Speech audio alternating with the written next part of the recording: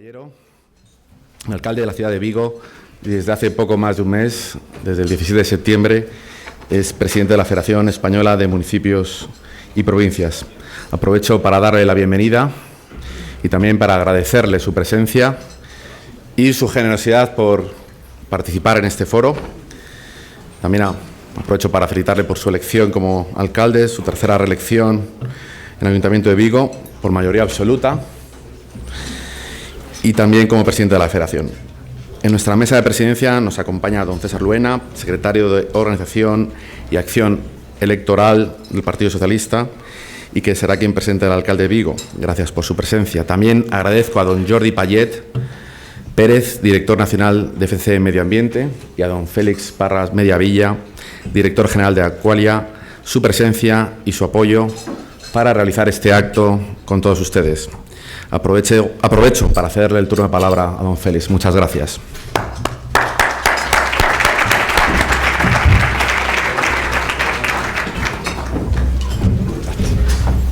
Hola, buenos días a todos. Bueno, antes de nada quería agradecerles en mi nombre y en el de mi compañero Jordi Payet, en definitiva, en nombre del Grupo FDC, su presencia aquí a todos, muy especialmente a don Abel Caballero, el alcalde de Vigo, a César Luena también, que va a hacer su presentación un poquito más adelante. Vigo es una ciudad importante para nosotros, ¿no? El Grupo FCC lleva trabajando muchos años allí, prestando diferentes servicios, especialmente en el agua. Fue desde el año, principio de los 90, fue el contrato que nos impulsó a lo que hoy en día es FDC Aqualia. Podemos decir que Vigo para nosotros es una experiencia de eso que se llama ahora genéricamente colaboración público-privada, una experiencia de éxito. Y cuando hay éxito, en general, es porque las dos partes participan en ello, ¿no? El Ayuntamiento de Vigo, en sus diferentes administraciones, en todos estos años, ha participado y ha sido un ayuntamiento colaborador, siempre buscando el bien ciudadano. Y especialmente en los últimos años, ¿no? Yo tengo que hacer aquí una especial mención al papel de Abel Caballero como alcalde. Esta tercera legislatura que sale elegido ha sido una experiencia de profesionalidad y bien hacer, que no solamente lo reconocemos nosotros que estamos aquí como una empresa, ¿no?, sino que se lo reconocen los ciudadanos de Vigo. Han hablado de mayorías absolutas, no es que hayas tenido mayoría absoluta, has tenido lo que hay más allá de mayoría absoluta, en fin, yo no sé cuál es, pero 17 concejales de 27, ¿no? Algo espectacular. Lo reconocemos nosotros, se lo reconocen los ciudadanos y se lo reconoce el resto de los alcaldes de España, ¿no?, porque lo han elegido también presidente de la Federación de Municipios y Provincias, ¿no? Entonces, bueno, yo con esto creo que debo parar, porque creo que César también va a hacer una presentación del alcalde más detallada. Agradecerles de nuevo a todos su presencia y cedo la palabra a César Luena, secretario de la Organización del Partido Socialista Obrero Español, que va a hacer la presentación del alcalde. Muchas gracias.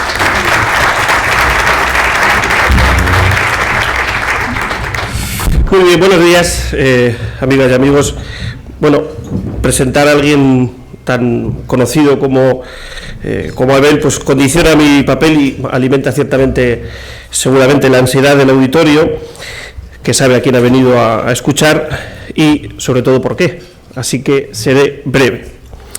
Abel Caballero, economista, profesor de largo talento y trayectoria, político de largos resultados. Solo se ha permitido una extensión más moderada en páginas, no en calidad, en sus novelas, que creo que ya van 4. Abel ha sido casi todo en política. Podría pensarse por eso que siempre ha estado entrenando para ser el excelente alcalde que es. Compañero en la dirección del partido, Abel es el único alcalde de una gran ciudad que puede presumir de mayoría absoluta, en un momento en el que éstas parecen haber pasado a otra vida, y además es, como bien se ha dicho, el alcalde de todos los alcaldes, es el presidente de la Federación Española de Municipios y Provincias. Pocas responsabilidades se pueden igualar en calidad, en intensidad, a la de un alcalde. Yo lo digo siempre, son lo mejor del PSOE. Política 24 horas al día, 365 días al año. Los alcaldes y alcaldesas siempre han sido el mejor patrimonio del partido. Un partido que tiene una profunda raíz municipalista. Tanto es así que, fíjense, la primera responsabilidad que tuvo nuestro fundador, Pablo Iglesias, fue la de concejal en el Ayuntamiento de Madrid. Por eso Abel, portavoz de todos los alcaldes, muy especialmente de los socialistas, representa el cambio sustancial en el mapa institucional vivido en España tras las pasadas elecciones autonómicas y municipales del 24 de mayo. Su elección como presidente de la FEM corona una notable recuperación institucional del partido, que se resume en algunos datos concretos. El PSOE gobierna en 7 comunidades autónomas, cogobernamos otras 2, lideramos la política municipal en más de 2.800 alcaldías, con 21.000 concejales y concejalas. 18 millones de españoles tienen alcaldes socialistas y 18 también es el número de diputaciones, de consejos y de cabildos. Estos ayuntamientos y también las comunidades gobernadas por los socialistas son la punta de lanza del impulso modernizador que llevaremos a cabo desde el Gobierno de España tras las próximas elecciones generales que ganaremos. Gobernando con hechos, los socialistas estamos cambiando España con respuestas, cercanía y transparencia. Estamos recuperando planes de empleo para jóvenes y parados de larga duración frente a un PP que ha recortado ya 7.000 millones las prestaciones por desempleo y facilitado despidos masivos y la caída de salarios con su reforma laboral. Estamos devolviendo la igualdad de oportunidades que debe inspirar la escuela pública, la sanidad pública, frente a los recortes casi históricos del PP en servicios sociales básicos. Y estamos abriendo las instituciones a la ciudadanía con limpieza, frente a los años de oscurantismo del PP. Son hechos que hablan por nosotros en el final de una legislatura caracterizada por desigualdad, mentiras y corrupción. Al terminar esta legislatura cerramos un tiempo en el que el gobierno del PP ha aprovechado la crisis como excusa para imponer un modelo de desigualdad, ha roto puentes con todo y con todos y ha firmado su epitafio político con un entrecomillado que presidirá la despedida ya muy pronta de Mariano Rajoy. Luis, sé fuerte, hacemos lo que podemos. Pero muy al contrario, donde gobierna el PSOE se gobierna con hechos que demuestran que hay una alternativa preparada para cerrar esta etapa de mal gobierno de la derecha. Hoy es tiempo de reformas y de avances, de modernización y de transformación. El reformismo y los cambios de verdad son nuestra única prioridad. Por eso presentamos ayer nuestra propuesta de reforma constitucional, un pacto por la convivencia, planteado con responsabilidad y con altura de miras. Su presentación ha coincidido en el tiempo con la presentación en el Parlamento catalán de una iniciativa de secesión que es un hecho gravísimo, irresponsable y antidemocrático. Una provocación ante la que los socialistas nos reafirmamos en nuestro compromiso con la unidad de España, la convivencia entre los españoles y la defensa de la Constitución y de la ley ante cualquier arbitrariedad. Termino porque he prometido ser breve y lo voy a cumplir. Estamos en el umbral de un nuevo tiempo y el próximo 20 de diciembre cruzaremos esa puerta presididos por el liderazgo de Pedro Sánchez y apoyados por otros liderazgos como el de Abel Caballero. Dice una caricatura de un tópico que cuando uno ve a un gallego en una escalera no sabe si sube o si baja, pero esto no se cumple con Abel, porque Abel siempre sube, lo mejor de Abel está por llegar. Abel Caballero.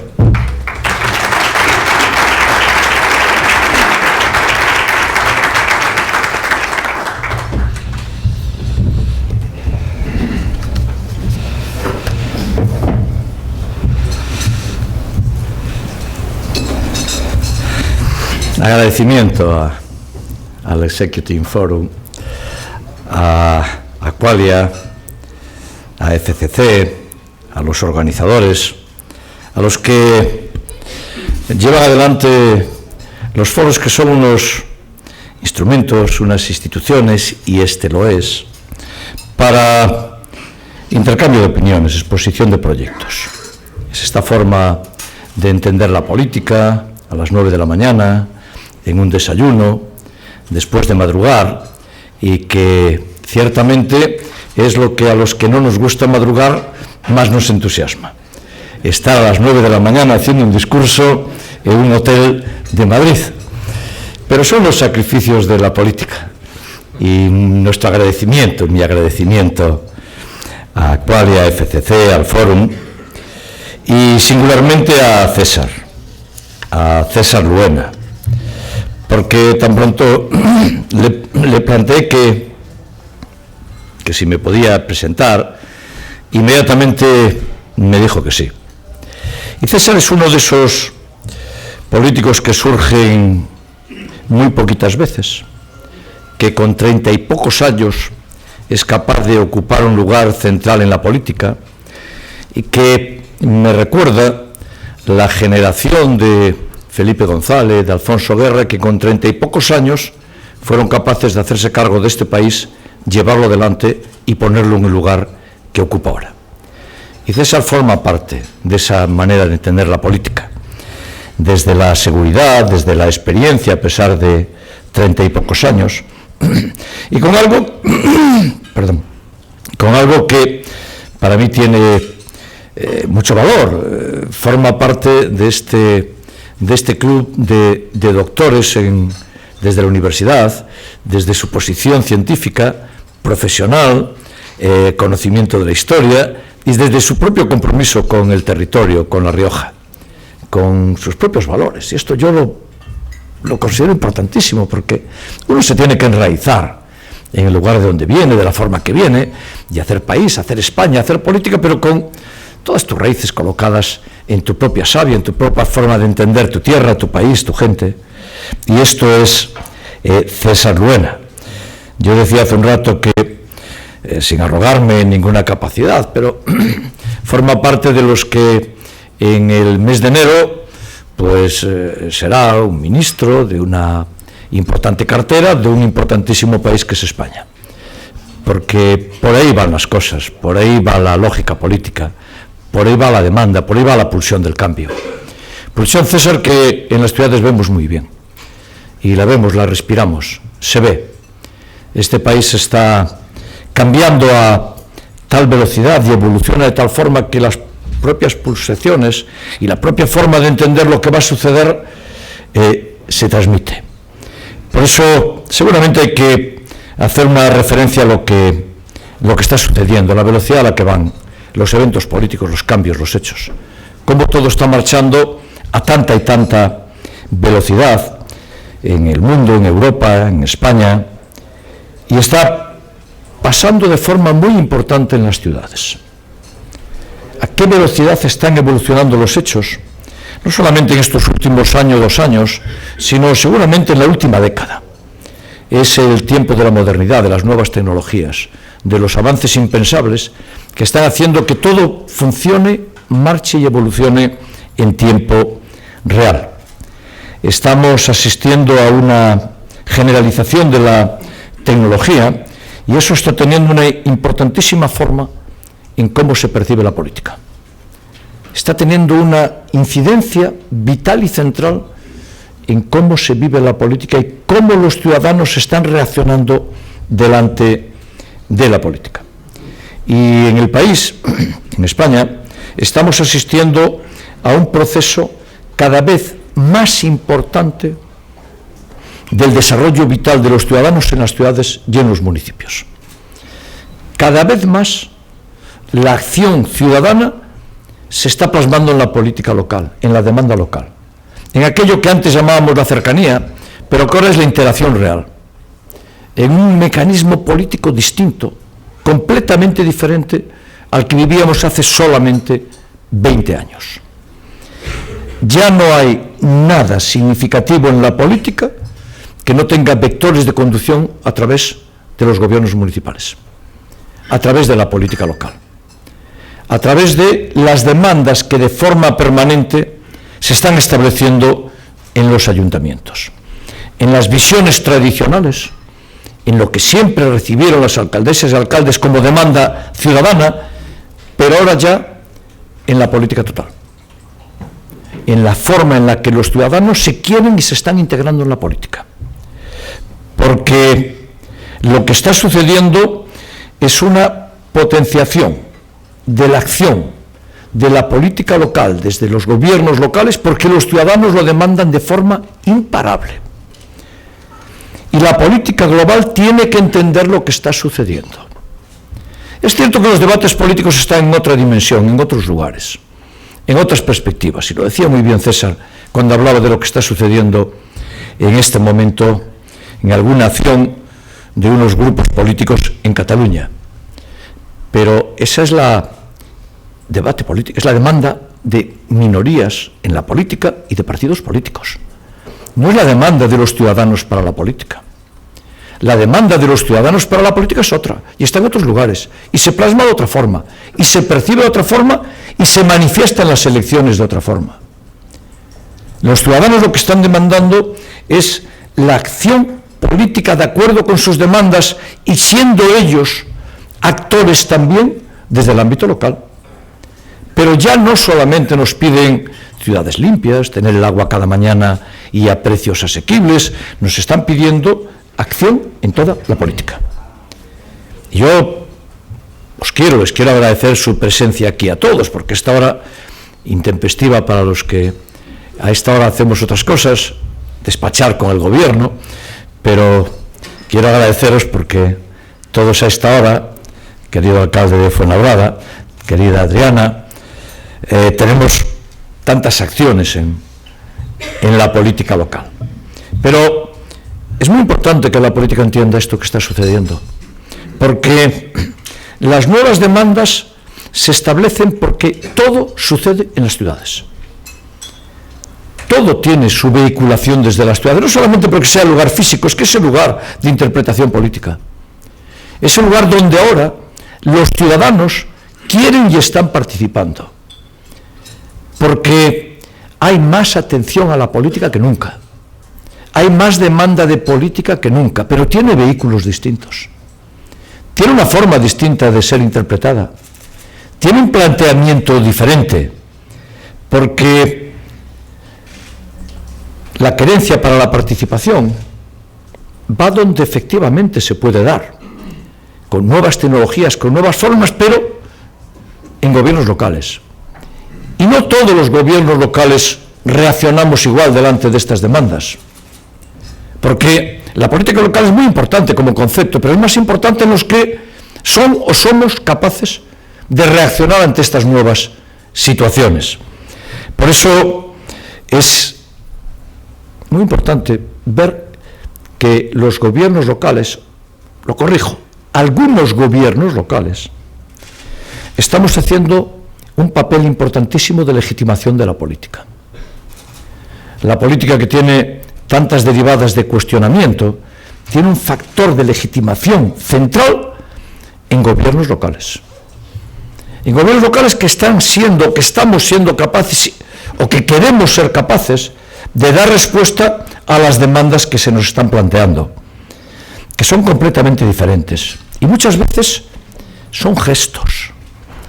Muchas veces es delante de y antes del partido del Celta contra el Barcelona, que ganamos, que el gobierno municipal de Vigo esté paseando entre 50.000 personas que se van a ver el partido de fútbol. O cuando jugamos contra el Real Madrid, que la cosa ya no fue tan bien por otras razones que no voy a entrar en ellas ahora, hacer lo mismo. Eso es un gesto político de valor incalculable. Y no lo digo desde el ámbito personal, lo digo desde una forma de entender la política, que es que nos pasemos en el medio de docenas de miles de ciudadanos, que te van desde animando porque vamos a ganar 3-0, fue 4-1, o que le vamos a ganar 3-0 y después nos ganaron. Esto es una forma de entender la política. Es una forma de estarse legitimando en la acción y en la forma. Porque la política municipal es la política total. Lo decía César. Y es así. Somos la política total. Y que nadie cometa el error que cometió el actual gobierno de España de entenderlo desde la política de las cosas concretas de escasa importancia. La política total es que los gobiernos municipales nos involucramos en la llegada de los trenes de alta velocidad a nuestras ciudades. Y eso significa volúmenes de inversión de miles de millones de euros. O nos involucramos en llevar adelante un aeropuerto y que funcione con buen criterio de rentabilidad, o nos involucramos en que se construye una depuradora que cuesta 300 millones de euros, o nos involucramos en una gran acción de transformación de todas las infraestructuras de una ciudad. Es gran política, pero al mismo tiempo también nos involucramos en sentar y hablar en nuestra ciudad de qué opinamos con lo que está sucediendo en otros espacios políticos de España, con nuestra opinión y con nuestra presencia.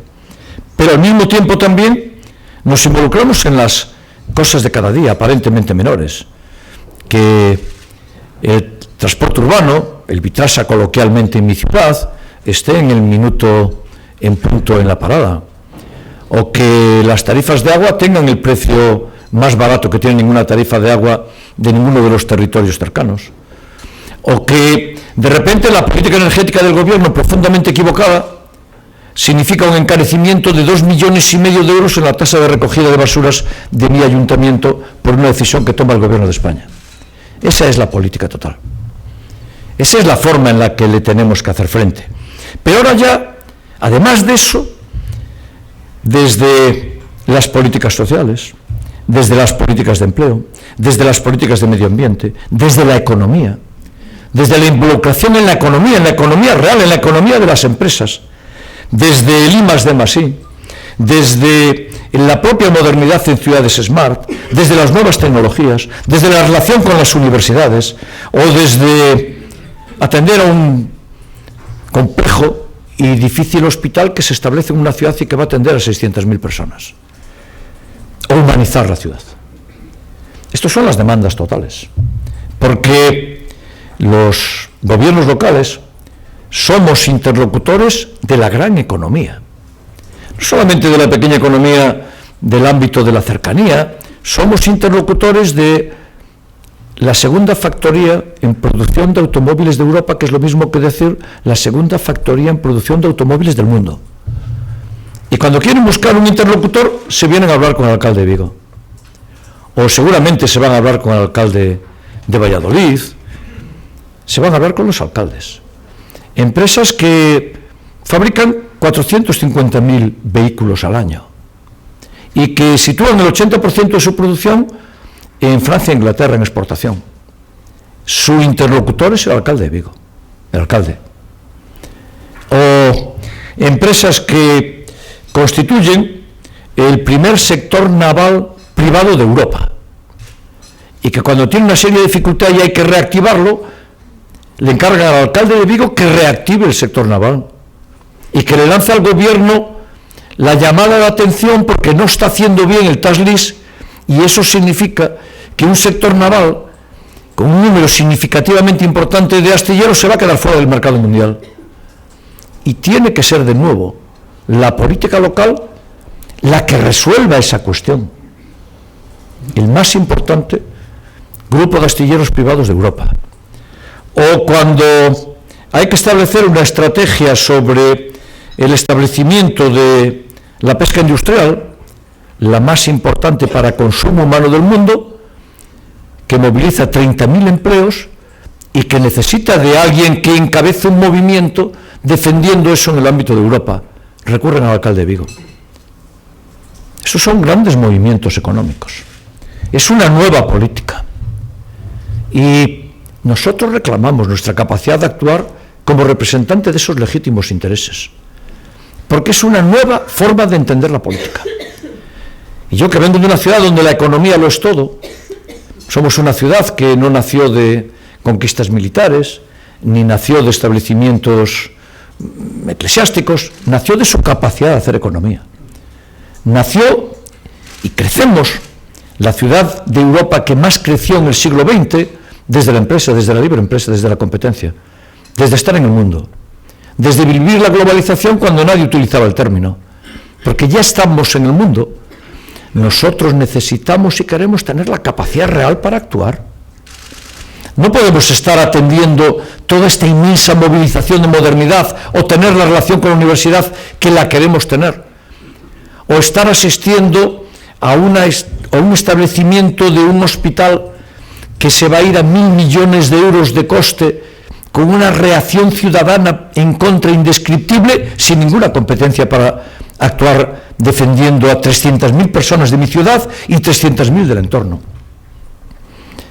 La nueva política demanda nuevos escenarios y los demanda desde la transversalidad de la política local.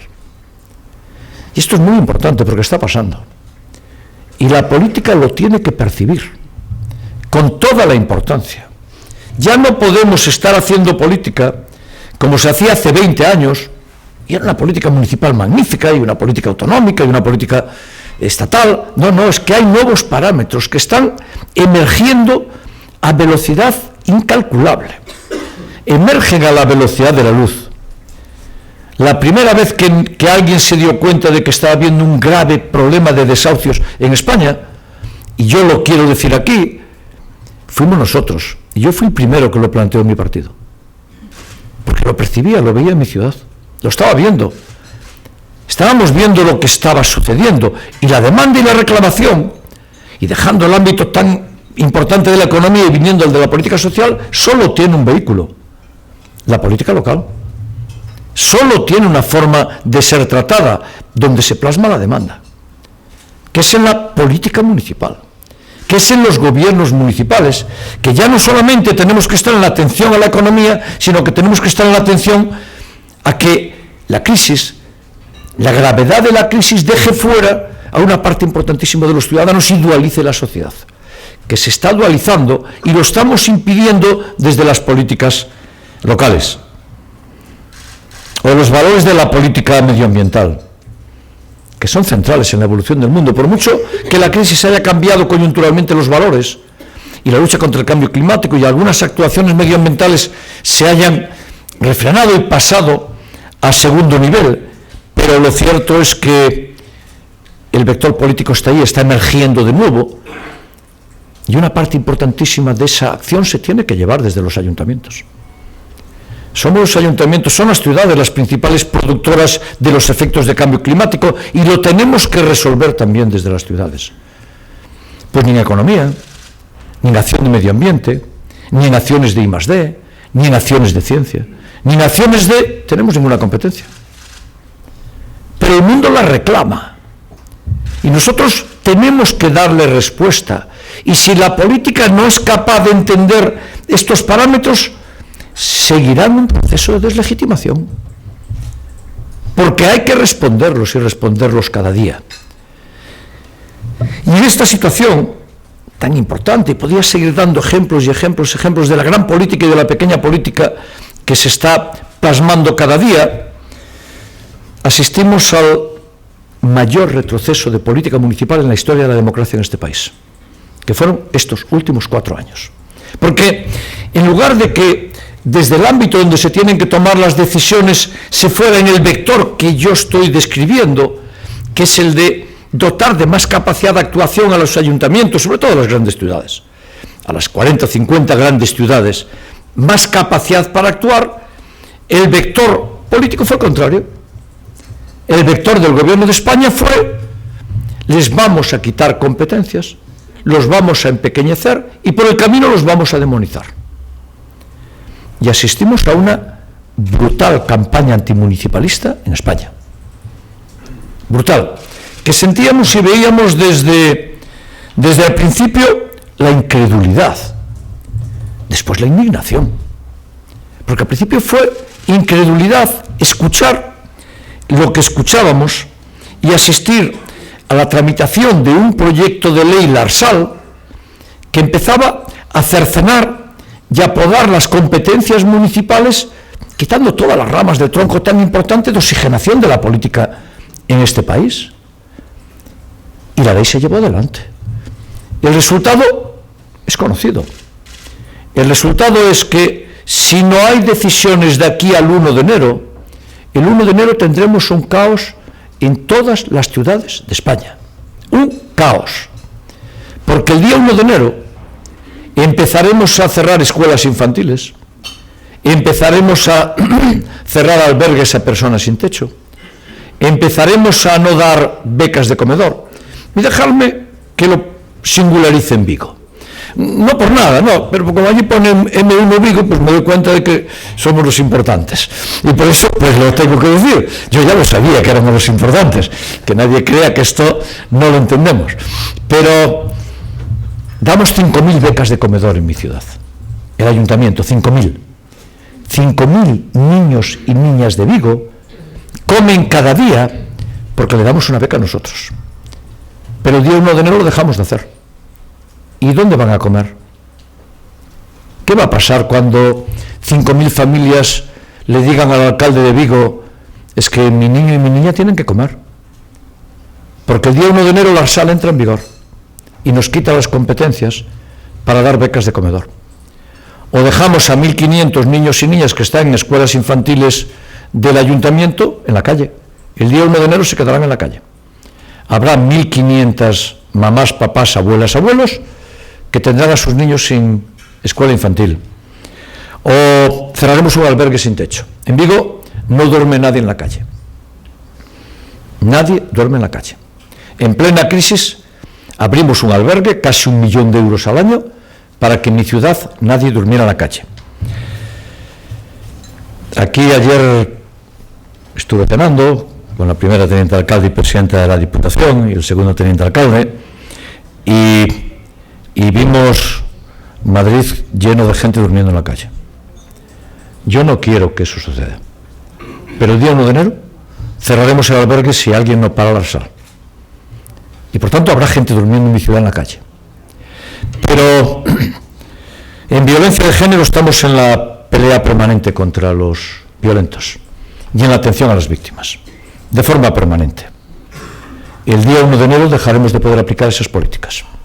Y para que lo sitúen, en Galicia había hasta hace un mes una única casa de acogida a mujeres maltratadas y sus familias, centro de acogida, casas de acogida, en Vigo, pagadas por el Ayuntamiento de Vigo para toda Galicia.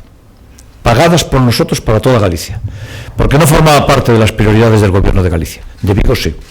El día 1 de enero las tendremos que cerrar. Y esto, César, ¿cómo se resuelve? ¿Cómo se resuelve? Y así podría dar datos y datos y datos de lo que significa la ARSAL. En otro orden de cosas, y cambiándonos de eso tan importante y vital que es la política social, y que colapsaremos el país si de aquí al 1 de enero no sucede algo, se va a colapsar. Y yo adelanto, pues no voy a cumplir la ley. No la voy a cumplir. Y seguramente el alcalde Fuenlabrada tampoco. No la vamos a cumplir. Porque está Robles ahí. Porque no. Porque va en nuestra esencia, ¿no? Pero el día 1 de enero entra la ARSAL y estamos hablando de coste efectivo ahora.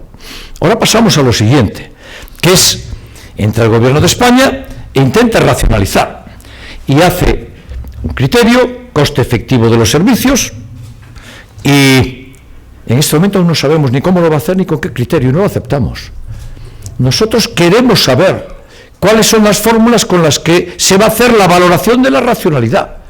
No nos dejan atender a la economía, no nos dejan atender a la industria, no nos dejan atender a la política social, y nos van a establecer un criterio de eficiencia que ni siquiera ellos mismos saben cómo van a aplicar. Claro, esto no fue todo, porque la cosa durante un momento fue peor, porque las corporaciones locales que estamos haciendo esta legitimación total de la política, lo hacemos con algo de lo que estamos muy orgullosos, con una absoluta eficiencia en la gestión, como ningún otro ámbito administrativo. Y tuvimos que soportar una demonización durante años, estos últimos años, diciendo gastadores, manirrotos, irresponsables. Se nos tachó de todo. Claro, cuando lo veíamos no dábamos crédito. Y tuvimos que dar una fuertísima batalla para decir que somos una administración donde el déficit cero ya está vigente desde hace 10 años, donde tenemos superávit, donde en el año actual acabamos de aportar 0,5 puntos de PIB a corregir el déficit y cumplir objetivos europeos, en tanto que otras administraciones lo incumplen. Somos la única administración que está cumpliendo los objetivos de déficit en España, la única. y aportamos medio punto para los demás. Aportamos 0,5 de PIB para los incumplimientos de las comunidades autónomas y del Gobierno de España. Pero cuando de ahí nos cambiamos a la deuda, ya estamos superando los objetivos de deuda del año 20. No solamente cumplimos nuestros objetivos, sino que ya superamos el objetivo de deuda del año 20. Pero se intentaba culpabilizar, exactamente igual que se intentó culpabilizar al Plan E de todas las catástrofes de este país. Somos 8.122 alcaldesas y alcaldes en España. Y estábamos encantados con el Plan E, los 8.122. ¿Cómo es eso de que están demonizando una acción que fue confiar en la política local y hacer desde la política local un cambio importantísimo de este país? ¿O es que algunos no quieren ver lo que sucedió en las ciudades con aquella acción que dio 500.000 de empleos? Es que se procedió a una demonización expresa, consciente, del mundo local y de todo lo que tenía que ver con el mundo local. Claro, imagínense ustedes el enfado que tenemos los que exhibimos globalmente esto, pero en lo particular, los que como el Ayuntamiento de Vigo tenemos superávit continuo. Tenemos el segundo ranking de pago de las 10.000 administraciones pagadoras de España, el segundo. Hay 10.000 administraciones pagadoras en España. En pago a proveedores, mi ayuntamiento es el segundo de España. El segundo. Aún no conseguimos ser el primero va cambiando, ¿sabes? Pero estamos siempre de segundos. Queremos ser los primeros. Pero tenemos deuda cero. Yo recibí un ayuntamiento hace 8 años con el 65% de deuda sobre presupuesto. En este momento la deuda del Ayuntamiento de Vigo es cero. Cancelamos 120 millones de euros de deuda en 8 años. ¿Cómo nos teníamos que sentir cuando escuchábamos decir que éramos malos administradores, manirrotos e inconscientes?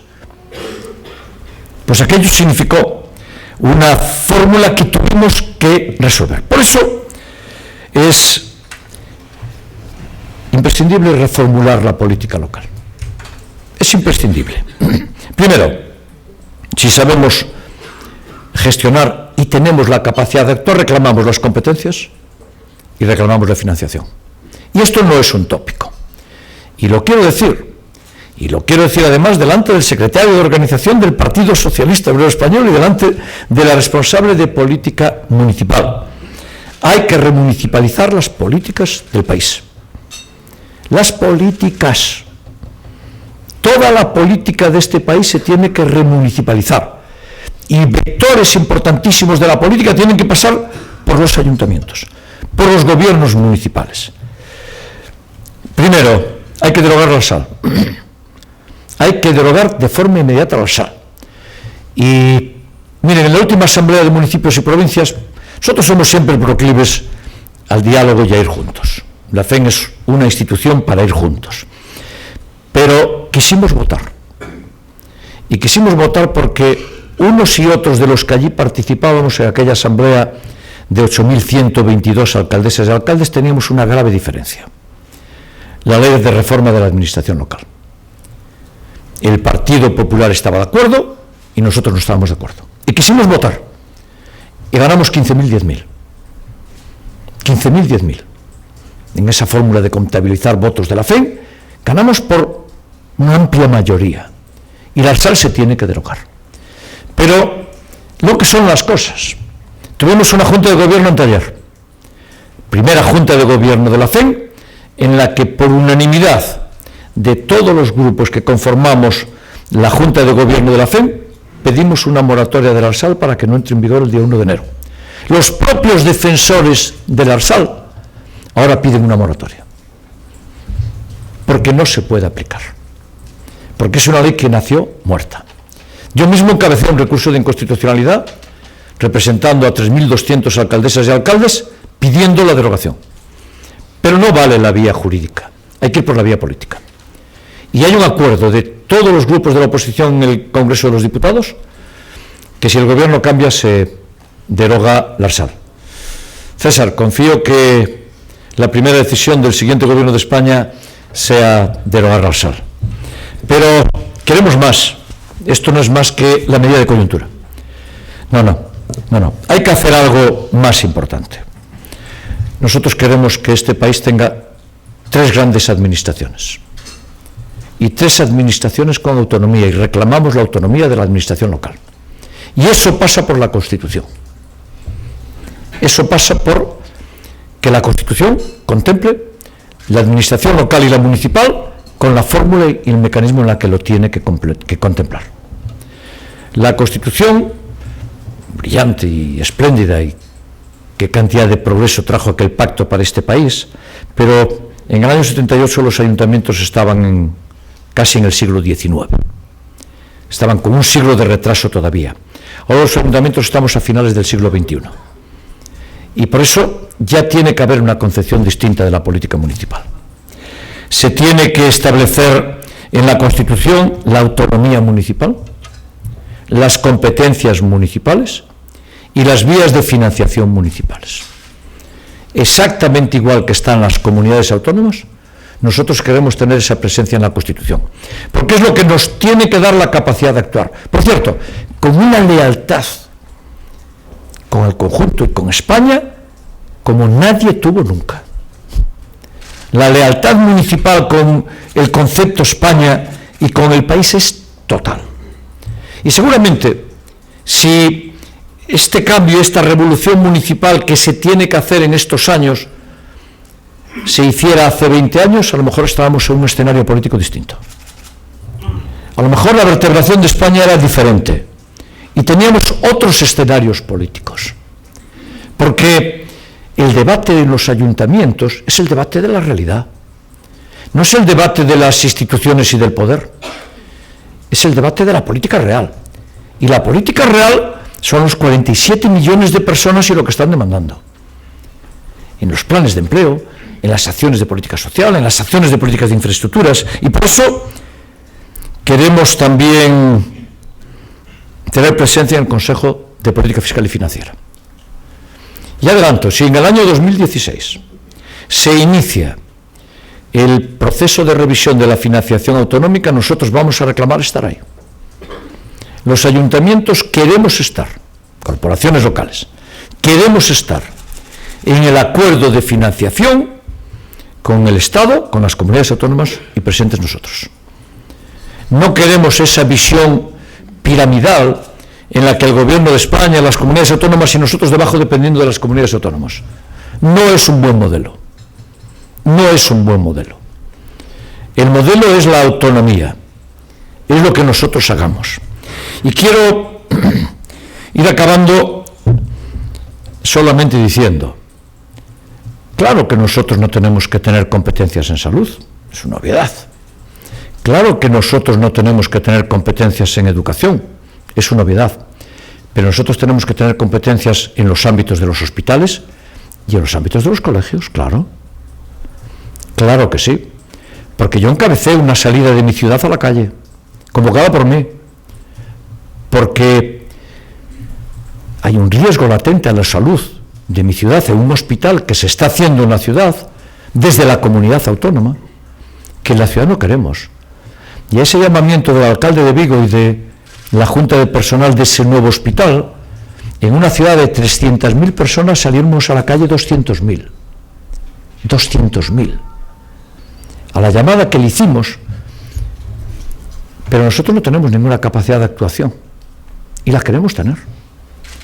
La queremos tener. Es que hay que diseñar una fórmula distinta participativa en la que nosotros estemos. O es que no puede haber un consejo de hospitales en el que estemos presentes los ayuntamientos para tomar decisiones que nada tienen que ver con la política sanitaria, pero sí tienen que ver con la gestión de los hospitales. Y este es el cambio que nosotros queremos y reclamamos. Y lo vamos a llevar adelante. Lo vamos a llevar adelante. Estos van a ser los 4 años de la revolución municipal en este país. Es cierto que arrancamos con otros problemas y otras dimensiones, que César describía muy bien, y sobre todo en esta dinámica compleja, equivocada, de lo que algunos están planteando radicalmente equivocada, desde Cataluña, nosotros queremos introducir un nuevo debate en España. El debate de la política real, el debate de la realidad, el debate de los ayuntamientos y de las corporaciones locales. Muchas gracias. Muy amables.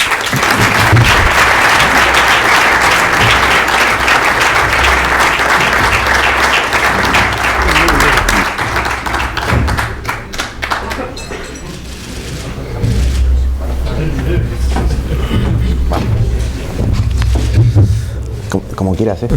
¿Prefieres, no? Sí. Vale. Bueno, muchas gracias. Muchas gracias, don Abel, don César y don Félix por la presentación de antes, ¿no? Primero quería hacerle una pregunta, porque me ha dicho un amigo que le haga, y es, me ha dicho, hazle a don Abel el test del gallego, a ver si te responde sí, no o depende. Y me ha dicho, pregúntale si con un crecimiento del PIB de más del 3% previsto para este año, si ese crecimiento es bueno para España. Y entonces, a ver si un gallego y socialista como es él, a ver qué nos responde, si es sí, no o depende. Los crecimientos siempre son buenos, pero mejor el 5,5 y el 6 que el 3. Gallego, efectivamente, sí, muy bien, bien respondido. Hay otra pregunta, vamos a ver, estas que tengo aquí. Hay preguntas de todo tipo, porque hay preguntas sobre política municipal, sobre política general, sobre economía, y hay una muy concreta sobre temas municipales, y es sobre el tema de los servicios en los ayuntamientos.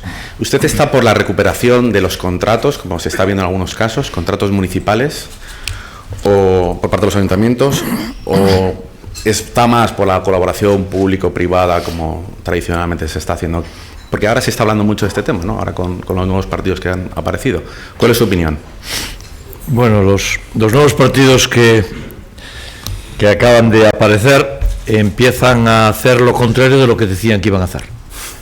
Entonces, claro, yo escucho algunos de estos nuevos partidos en algunos ayuntamientos en la cercanía del mío, en Galicia, que planteaban que iban a volver a hacer públicos la prestación de un número de servicios, y las primeras decisiones fue privatizarlos.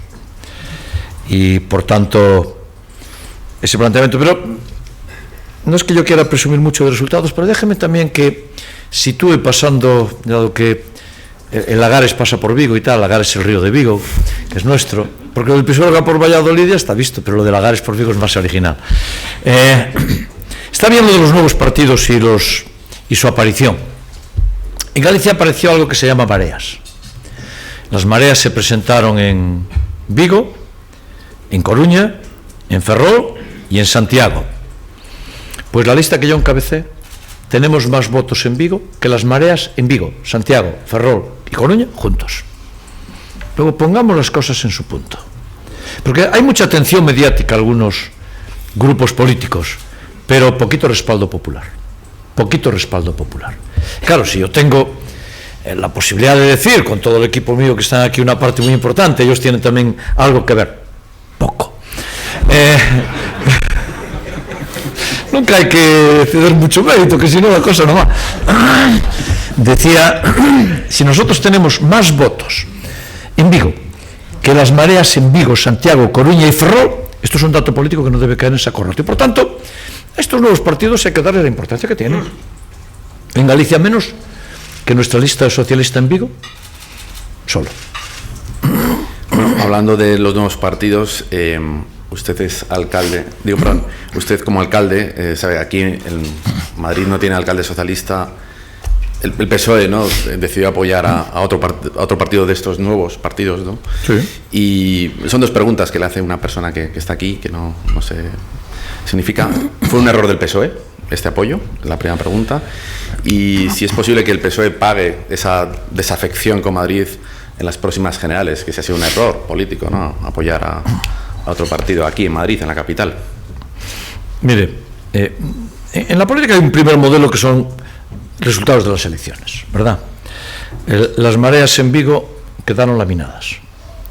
Luego el Partido Socialista es capaz de laminar las mareas y al Partido Popular.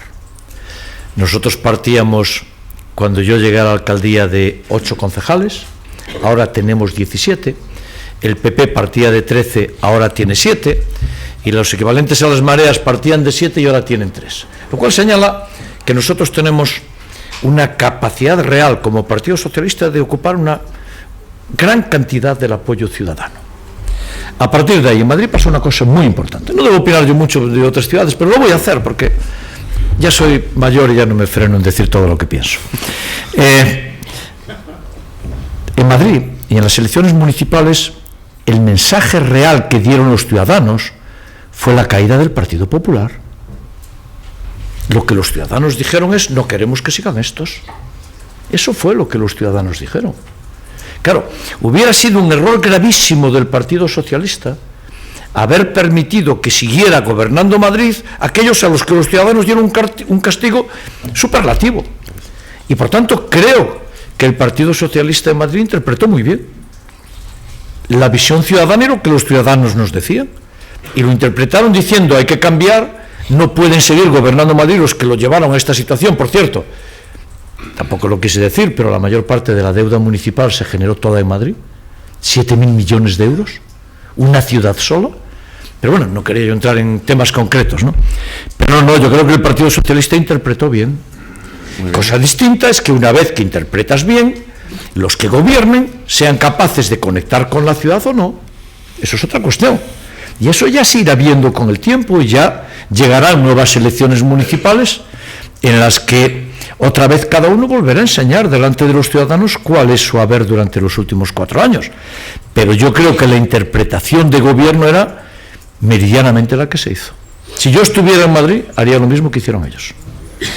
Hay más preguntas sobre cuestiones de política local. Hay un asistente que le pregunta si usted cree que es interesante la opción de plantear un sistema de doble vuelta para elegir alcaldes. ¿Esto le parece...? Hombre, si yo saqué 17 de 20, yo y el equipo nuestro, bueno, 17 con 27, lo de la segunda vuelta no nos inquieta mucho. Pero podemos hacerlo si se quiere, a ver cuánto sacábamos. Pero en los casos en los que hay un empate y que está la cosa... Voy a decir, y esta es mi opinión personal, sí, la mía, sí. La mía. Yo quiero un sistema de doble vuelta. ¿Doble vuelta? Sí. ¿Usted lo apoya? Sí. Yo creo que es bueno. Ahora bien, déjeme que diga algo también, porque esto todo es susceptible de interpretación. Los pactos son la esencia de la democracia. Pactar es bueno. Y gobiernos municipales de pacto son buenos. Y le voy a volver a contar nuestro caso en Vigo. Nosotros gobernamos siendo segunda fuerza. Y arrancamos gobernando segunda fuerza y en este momento estamos arrasando en la ciudad, lo cual quiere decir que se puede hacer pacto, gobernar en pacto, no ser primera fuerza y conectar con los ciudadanos para tener la mayor mayoría que se tuvo nunca en la democracia en relación al promedio del partido en ningún ayuntamiento grande de España, en relación al promedio de tu partido. Bueno. Y eso sale de un pacto de gobierno. Luego pueden no ser tan perversos como algunos los quieren hacer creer. Yo creo que pactar es bueno. En el sistema actual tiene que gobernar el que consiga la mayoría de los concejales. Es mentira que gana las elecciones el que tenga más votos. No, el que tiene más votos es la primera fuerza. Gana las elecciones el que gobierna. Permítame una pregunta, ya que ha salido porque me han puesto a tiro. Debería, en las elecciones del 20 de diciembre, ¿quién debería ser el presidente? ¿La fuerza política más votada o aquella que consiga más votos mediante alianzas? Mira, esto en España gobernó siempre la fuerza más votada, pero no tiene por qué ser así. Tiene que gobernar el que consiga mayoría parlamentaria para tener un apoyo de gobierno, como sucede en tantos países del mundo. Es que a veces da la impresión de que estamos inventando nosotros esto de la democracia. Está inventado. Y hay gobiernos de coalición, y yo estoy viendo en Portugal cómo se está consiguiendo una mayoría. Ahí al ladito. Es decir, nuestros vecinos, claro, en Vigo, que nos sentimos tan cercanos a Portugal y lo vemos tan al lado, ¿no? Pues se está conformando una mayoría de gobierno de coalición que no es la fuerza más votada. Es que es más, la fuerza más votada no podrá gobernar porque no tiene mayoría parlamentaria. Luego, a veces, el empecinamiento de tiene que gobernar la fuerza más votada es un gravísimo error político. Habrá que pactar, ver cuáles son los resultados de los pactos y el que tenga la capacidad de centralizar la política, porque los apoyos políticos electorales en Ciudadanos van prefigurando también centralidades políticas. No solamente el que tenga más, es cómo se divide el espectro político. Acaba de pasar en las elecciones municipales y autonómicas. Se dibujó una nueva centralidad política, aún bajando el Partido Socialista en algunos lugares. Pero la centralidad política la ocupa el Partido Socialista y es capaz de generar gobiernos en comunidades autónomas y en ayuntamientos con nuestra propia centralidad. Y eso es la democracia. Negar eso es negar la esencia de la democracia. Yo creo que hay que coger un poquito más de cultura democrática en algunos ámbitos de opinión. Muy bien. Hay tantas preguntas de todo tipo, además, es que es el problema cuando estamos en esta época. Pero, bueno, el interés manda, ¿no? ¿Cuál es la línea roja que no debe traspasar un gobierno autonómico si quiere que el Estado no suspenda esa autonomía? ¿Cuál es esa línea roja clara para que el Estado no tome esa decisión? Mire, en mente, no hace falta explicitarla, la tenemos todos en mente. Todos sabemos muy bien a dónde no se puede llegar y todos sabemos muy bien lo que no se puede hacer, ¿verdad? Y el hacerlo es también no solamente un reto a la propia institución y al Estado, no, es un reto a los propios ciudadanos que votaron otras cosas. Algunas interpretaciones políticas en algunas decisiones políticas y lo que está pasando en Cataluña es un reto en contra de la mayoría democráticamente expresada en las últimas elecciones. Y entienden poco la democracia los que están haciendo esto. No solamente la lealtad, el respeto a la ley y la Constitución, no, la propia interpretación democrática. Porque, déjeme que lo diga, y lo quiero decir también, es que los mismos que mendigan el voto para presidir un gobierno autonómico de un partido antisistema, se atreven a hacer una declaración de esta envergadura. Y mendigan el voto, desde ámbitos políticos teóricamente de centro, a un partido antisistema, mendigando el voto. Los ciudadanos en Cataluña hablaron con toda claridad. Hablaron no solamente diciendo en qué ámbito está la mayoría, que es en el modelo constitucional y la eventual evolución, pero desde el estado actual, los secesionistas perdieron, pero hicieron algo más. Hicieron algo más. Le obligaron a los que querían encabezar todo este proyecto a que le mendiguen el voto para presidir un gobierno a un partido antisistema.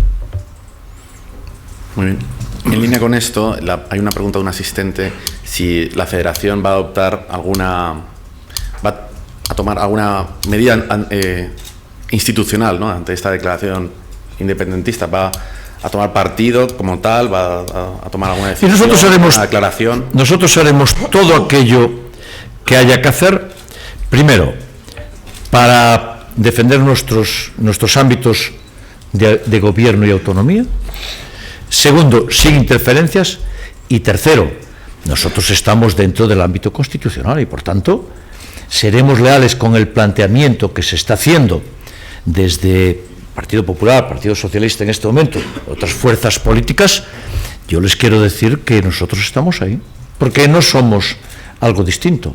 Porque al final, cuando César Luena hablaba hace un rato del Partido Socialista, yo estoy encuadrado en ese ámbito. Y, por tanto, todo lo que el Partido Socialista plantea en defensa de la Constitución, el presidente de la FEN estará ahí. Pero el Partido Popular seguramente estará ahí diciendo lo mismo, y tantos otros. Pero miren, en la FEN pasó algo muy importante, y es que dentro de la Federación Española está Convergencia Democrática de Cataluña. Y esto no es un mal modelo, esto es un buen modelo. Allí, en la Junta de Gobierno, formando parte de la Federación Española de Municipios y Provincias, está una persona, que sea, de Convergencia Democrática de Cataluña, que tiene un cargo institucional local muy importante en Cataluña, presidente de la Diputación de Barcelona, nada menos, y forma parte de la FEN. Es decir, que hay que trazar modelos de participación también. Bueno, como tiene usted tantos ámbitos, es economista, político, hay más preguntas, ¿no? Sobre temas de financiación que usted ha tocado, ¿no? En su exposición, ¿no? Esta financiación se produce principalmente, ¿no?, por los impuestos ligados al urbanismo, ¿no?, el IBI y la plusvalía municipal. ¿Usted cree que es necesario un cambio en este modelo hacia uno mejor, más sostenible? Sin ninguna duda, sin ninguna duda. Yo creo que hay que hacer un modelo de financiación completamente diferente, diferente al que tenemos, porque lo cierto es que nosotros reclamamos, primero, en la forma, presentes en la gran negociación de la financiación. Es decir, nosotros no podemos ser un residuo en la financiación, porque una vez que se decide comunidades autónomas, el Estado tiene su autonomía, nosotros somos un residuo. Y no queremos ser un residuo en el ámbito de la financiación. Segundo, tenemos un modelo que lo queremos plantear, en el que, además de los impuestos propios, hay que reformar la participación en los ingresos del Estado y, muy importante, en los ingresos de las comunidades autónomas. Esto ya lo dice la Constitución, lo queremos reforzar. Y claro, en algunas comunidades autónomas, por ejemplo Andalucía, esto se está enfocando bastante bien, en la mía cero. Y nosotros queremos formar parte de esa forma de entender la financiación. Pero también lo digo, eso lo tenemos que conseguir desde nuestra propia capacidad municipal de acción. Y ahora tengo que decir algo, porque si no lo digo no me quedo tranquilo, ¿no? Yo, hablando con Pedro Sánchez y con César Luena, comprobé la vocación municipalista que tienen. Y yo, esto que estoy diciendo, la mayor parte de lo que estoy diciendo, sé que lo comparten enteramente en el ámbito del Partido Socialista. Y por eso creo que está madura la situación para poder llevar a cabo este cambio que estamos reclamando. Bueno, hay una pregunta que indistintamente lo puede contestar también don César, es si se justifica la reforma de la Constitución de una forma verdadera, si hay una consistencia como para realizar la reforma, o es solamente un reclamo electoral. Y, en su opinión, ¿qué sería lo más urgente, ¿no?, para llegar a un acuerdo con los otros partidos en el caso de que se quisiera hacer la reforma? Es para cualquiera de los dos, ¿eh? O sea, No. Bueno, nosotros, primero, yo comparto personalmente el planteamiento de la Declaración de Granada, entre otras cosas porque estaba presente cuando se aprobó. Como vicepresidente de la FEN ya era miembro del Consejo Territorial del Partido Socialista, estaba presente en Granada cuando lo aprobamos. Y, por tanto, creo que esa es la línea, lo que planteamos en el ámbito del Partido Socialista, la que el secretario general planteó ayer. Yo creo que se tiene que iniciar ese proceso con un acuerdo claro de cuáles son las líneas hasta donde tiene que llegar.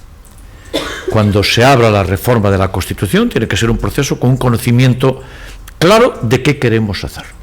Y el Partido Socialista tuvo una valentía importante, y la está teniendo, y lo debo decir porque no había sucedido nunca. Dice de qué forma, cómo, cuándo y dónde. Esto es de una enorme importancia política, porque si repasan, y los que tenemos edad ya somos capaces de hacerlo, y si repasan la evolución del posicionamiento con la Constitución desde que se aprueba, esta es la primera vez que sale un partido político con claridad y de forma meridianamente entendible, diciendo cómo se reforma, y que se reforma para el conjunto de España, para resolver un problema de 47 millones de personas. Cataluña es una parte de esto y de la reforma, pero muchas más cosas que otros ciudadanos desde otros lugares reclamamos. Y, por tanto, el planteamiento y la virtualidad del planteamiento del Partido Socialista, que comparto en su totalidad, es reformar la Constitución, porque hay una nueva situación de un nuevo país, una nueva España, 35 años después, que ya reclama unos nuevos parámetros constitucionales. Y ahí queremos estar los ayuntamientos también. Cuando yo planteo, y planteaba antes, qué reforma queremos para la política local, esto no tiene nada que ver con Cataluña, pero sí tiene que ver con 47 millones de personas que nos lo están pidiendo a 8.122 alcaldesas, alcaldes y gobiernos municipales. Y por eso la reforma de la Constitución es más que el problema de unos partidos en Cataluña, es más que eso. Y por eso yo quiero manifestar mi acuerdo personal, no podría ser de otra forma, pero es que además lo veo así, en lo que está planteando el Partido Socialista. Sí, es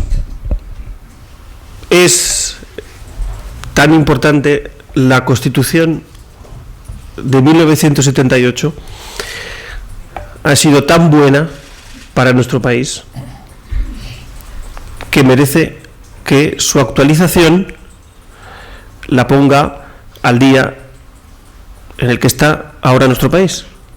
Entonces, cuando yo he dicho ahí arriba, cuando presentaba a Abel Caballero, que las reformas y los cambios de verdad serán nuestra prioridad.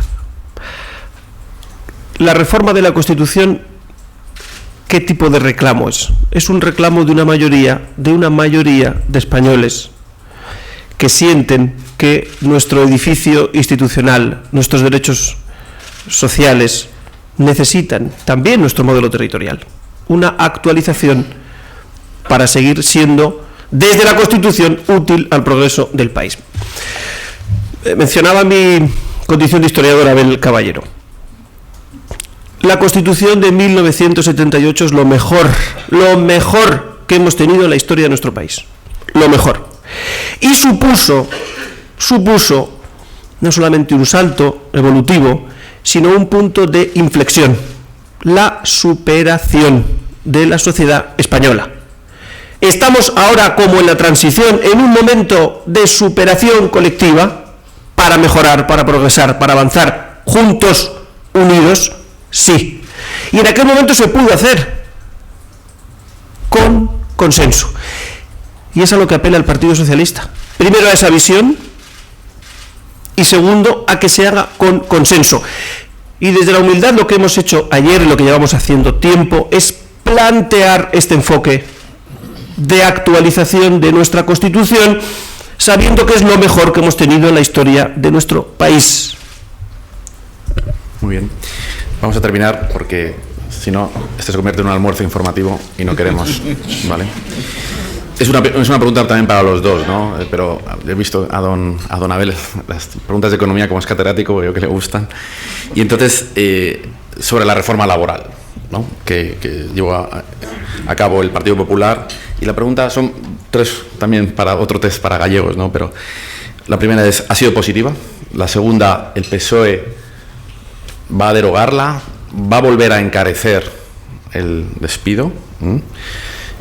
¿No tiene miedo a que esto sea un freno a futuras inversiones internas y externas? Cualquiera de los dos puede preguntar. Debo dar una opinión. A ver, no se puede utilizar la legislación laboral como un arma de miedo político. No se puede utilizar.